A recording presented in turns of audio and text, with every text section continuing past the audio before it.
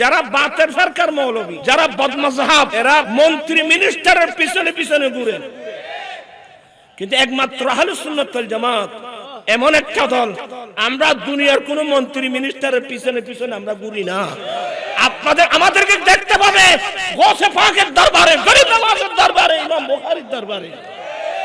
আমরা দুনিয়ার কোন মন্ত্রী মিনিস্টারের পিছনে পিছনে তৎকালীন যুগ থেকে পর্যন্ত কোন যুগে কোন কালে আহলুস সুন্নাত ওয়াল জামাতের মতাদর্শী মানুষ কোন মন্ত্রী মিনিস্টারের পিছনে পিছনে ঘুরে না। কারণ মন্ত্রী মিনিস্টাররা কিভাবে চলে জানেন? আপনারা মনে কষ্ট নেবেন, আমি জানি। আমি একটা বই পড়েছি, বিরাট এক বই, ওই বইয়ের নাম মালিশ। আমি বললাম কি রে এত বড় বই, মালিশ নাম কি চর্মরোগের মলম? এই বইটা পড়ে দেখলাম মেম্বার চেয়ারম্যান কি কিভাবে ফার্ম দেয়, টিএনও ডিসি কে কিভাবে ফার্ম দেয়, মন্ত্রী মিনিস্টার প্রধানমন্ত্রীকে কিভাবে মালিশ করে। মানে গোটা দেশটা চলতেছে ফালিশ আর মালিশের উপর। এখানে কোন আইন কানুন বলতে কিছু নেই। একটা দল পাবেন আহলুস সুন্নাত ওয়াল জামাত। আমরা গরিব, আমরা মিসকিন, আমরা মুস্তাফার সুন্নাত মতে চলার চেষ্টা করি। দোয়া করে যাব আল্লাহ যেন আমরা মুস্তাফার দরওয়াজায় যেন আমরা ঘুরতে পারি, চলতে পারি। 2 দিনের দুনিয়া আমি আছি কয়দিন বাবা? আমার বাবা কই, আমার দাদা কই, আমার নানা কই? কোটি কোটি মানুষ কবরস্থানে এতিমের মতো পড়ে আছে। ভাবিয়া করিও কাজ, করিয়া ভাবিও না। আল্লাহ আমাদেরকে মাহবুব নবীর দামান ধরে থাকার তৌফিক দান করুন।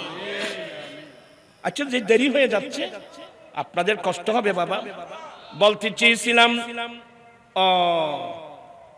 ওই ইমাম কাসাই রাহমাতুল্লাহর সাথে বাদশাহ হারুনের মাঝখানে কিভাবে ক্লেশ সৃষ্টি করা যায়। এ তো জানে যে বাদশাহ সাহেব হুজুর জাহাবানা এইভাবে হাত মালিশ টালিশ আছে না, এটাকে বলে অতিভক্তি। কথা বলছে না কেন? অতিভক্তি। হুজুর জাহাবানা মানে কিরে? বলে হুজুর ইমাম কাসাইকে বলেন আপনার দরবারে এসে আপনার ছেলে মামুনুর রশিদকে কোরআন সুন্নাত তালিম দেওয়ার জন্য। এ নিজে জানে যে বাদশা বললেও ইমাম কাসাই জীবনে কোনোদিন ইমাম বাদশার দরওয়াজায় যাবে না। তো এর পরিকল্পনা দেখেন, যখন সে যাবে না তখন বাদশার মধ্যে তার মধ্যে কি সৃষ্টি হয়ে যাবে? দ্বন্দ্ব সৃষ্টি হয়ে যাবে।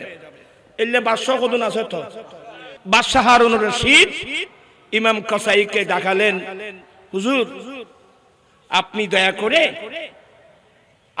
আমার দরবারে এসে আমার ছেলে মামুনুর রশিদকে আপনি পড়াবেন। ইমাম কাসাই বলেন, বাদশাহ সাহেব ইমাম কাসাই কোরআন সুন্নাহকে বাদশার দরওয়াজায় নিয়ে বেইজ্জত করতে পারে না। ইমাম কাসাই আপনি যত বড় বাদশাহ হন, আমি কেন আপনার দরওয়াজায় আসব? আপনার মধ্যে আল্লাহর প্রেম থাকলে আপনার ছেলেকে আমার দরবারে পাঠাতে হবে। আপনারা কিন্তু ভুল বুঝবেন না। আমাদেরকে যদি কোনো মন্ত্রী বলে হুজুর আপনি আমার ছেলেটাকে আজ থেকে পড়াবেন, আর তো গাত্তি মুশকিল এর কয়েক বছর দেখবে। কারণ আমাদের উদ্দেশ্য খারাপ। একজন মন্ত্রী থাকলে তো বিভিন্ন কথা বুঝেন তো, এগুলো আর কি দুনিয়ার কি। সুন্নিরা দুনিয়ার পাগল না। আমি নবীজির পাগল, আমি নবীজির মদিনার দুই বালি মোর, মদিনার দুই বালি মোর নয়নের কাজল। আমি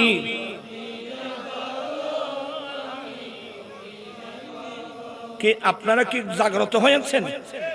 আমি পজিশন আনতে হবে, তার না তোবা বুঝবেন না বলুন। আমি নবীজির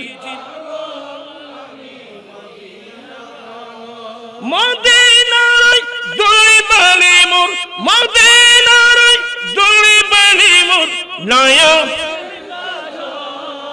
আমি নবী।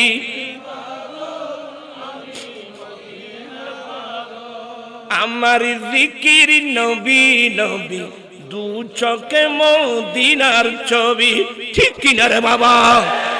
আমার জিকির নবী নবী, দু চোখে মদিনার ছবি। নবীর প্রেমে দিতে রাজি জীবনের সকল। আমি নবী, আমি নবী। আপনারা বিরক্ত হচ্ছেন?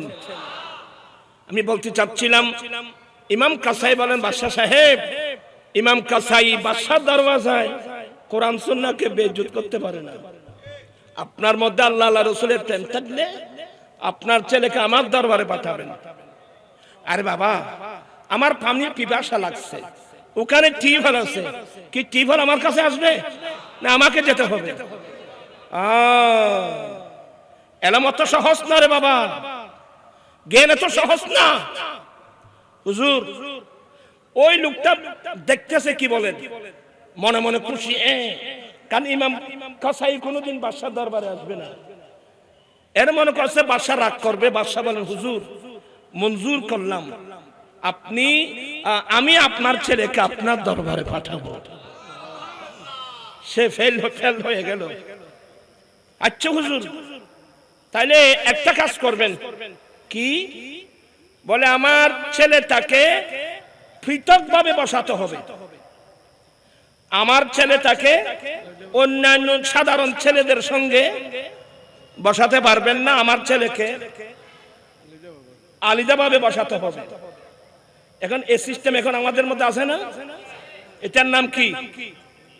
কিছু না, এর বাদ করতে পারবো। এটার নাম হলো বিআইপি। এটার নাম কি? ভিআইপি। ভিআইপি মানে পৃথক হয়ে যাওয়া। আর ফাতের মাঠেও দেখলাম গাড়ির পিছনে ভিআইপি, এমন দোলাই দিছি আমি আর ফাতের মাঠে। আপনার শিক্ষিত লোক মনে কষ্ট আনবেন, অনেক বড় বড় পয়সাওয়ালা মানুষ আছেন, আমার কথা শুনে আপনার খারাপ লাগবে। আচ্ছা বলুন তো, আল্লাহর সৃষ্টিতে কেউ যদি বেইফি হতো, তিনি তো আমার দয়াল নবী হতে পারতেন। কারণ আল্লাহর আমার নবীর চেয়ে বড় সে আবার কে? নূরে মুহাম্মদ সাল্লাল্লাহু আলা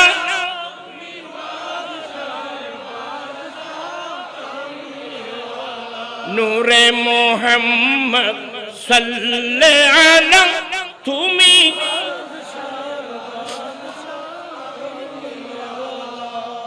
আমার নবী তো বাদশার বাদশা। আমার আলা হযরত বলেন, মাই গাতা তু বাদশাহ বরদে পিয়ালা নু। ইয়া রাসূলুল্লাহ, আমি তো মিসকিন গরিব, আপনি তো বাদশা। আমার নবী বাদশা। আরে কথা বলছেন, আমার নবী বাদশা। আমার রাসূল কি ভিআইপি হয়েছিলেন? আমাকে উত্তর দিবেন, আমার নবী কি ভিআইপি হয়েছিলেন? আমার রাসূল গরিবদেরকে সঙ্গে নিয়ে থাকতেন। আমার নবী এলম এগুলো শিখতে হবে। আমার দয়াল নবী গরিব সাহাবাদেরকে নিয়ে সঙ্গে থাকতেন, সব সময় দরবারে মুস্তাফায় থাকতেন। 70 জন আসহাবে সুফা, আসলে আসহাবে সুফা 70 জন, প্রায় 400 জন ছিল। মশহুর হলো 70 জন গরিব সাহাবা। গরিব মানুষ যেখানে থাকে, এখানে কোনো বড় পয়সাওয়ালা বসবে? হিন্দু ধর্মের মধ্যে মনু মানুষকে 4 ভাগে ভাগ করছে, ব্রাহ্মণ, ক্ষত্রিয়, বৈষ্ণব, শূদ্র। আর মনু আইন করছে বৈষ্ণব এবং শূদ্র তাদের ধর্ম মতে একেবারে নিম্ন বংশের মানুষ, নিম্ন বংশের মানুষ বিদায় বৈষ্ণব শূদ্র যেখানে থাকবে ওখানে কোনো ব্রাহ্মণ বসবে না। এই বিশ্বের মানুষ ভালোবাসা কাকে বলে, মানবতা কাকে বলে, ইসলাম ধর্মের মধ্যে আসতে হবে। ঠিক কিনা ভাইরা আমার? আমার নবী বাদশার বাদশা, নবীর দরবারে থাকতেন কয়জন? আরে কথা বলছেন না কেন? কেমন গরিব মানুষ। ইমাম সোহাইলি বলেন এরা এমন গরিব ছিল, কাপড় উপরে টানলে নিচের দিক থেকে খুলে যেত, একটু নিচু করলে দুপুরের বেলায় কোথায় খাবে জানতেন না, রাতের বেলায় কোথায় খাবে জানতেন না। লিল ফুকারাইল্লাযীনা উহসিরু ফি সাবিলিল্লাহ, এরা ফকির, এরা গরিব মিসকিন, আত্মনিয়োগ দিয়েছেন দরবারে মুস্তাফায় থাকবো, দ্বীন শিখবো।